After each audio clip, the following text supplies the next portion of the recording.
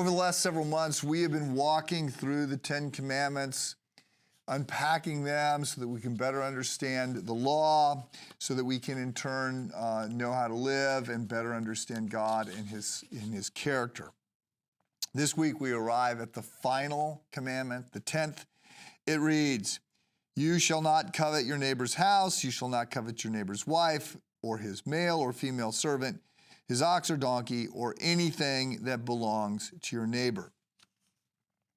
This commandment is important, it is unique, it is disruptive, it is serious, and it is full of promise. Think about it. For starters, it's important enough that it's a bookend.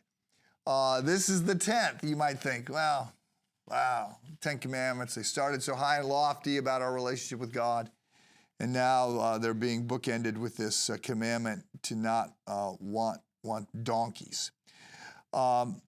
Look, donkeys here is just a placeholder for the word cars.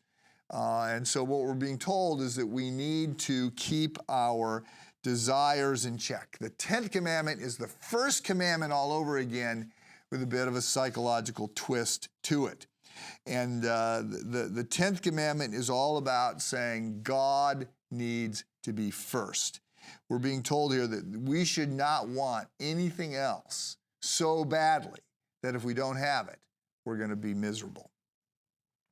So it's unique. This commandment is unique in that ancient historians don't know of any other commandment, any other ancient society that has a commandment like this, one governing desires. We know of plenty of ancient societies that say don't murder, don't steal, don't lie, don't commit adultery, right? We know of other societies that share that kind of natural law statements.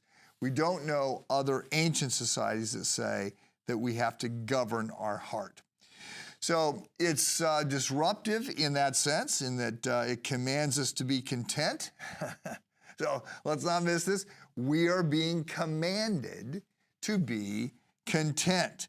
That's, by the way, a pretty un-American thing to be, because we have an economy that depends upon us wanting more stuff. The GDP depends upon us going out and being so discontent that we're going to buy more stuff with the hope and belief that that stuff is going to bring us contentment.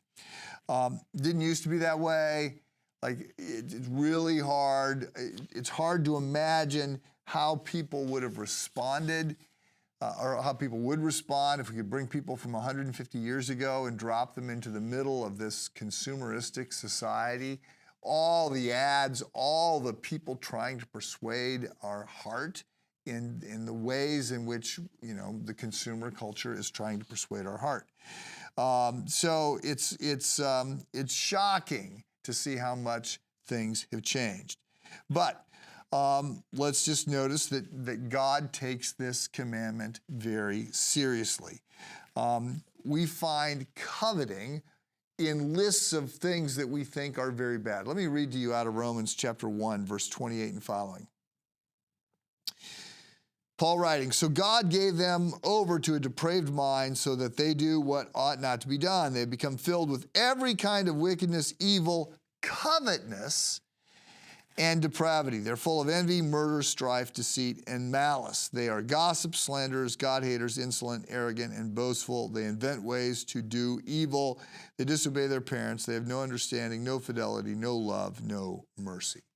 So covetousness is a particularly bad thing. We're going to see that. God certainly thinks that. We're going to see as we work our way through the week that we should think that as well. Have a good day.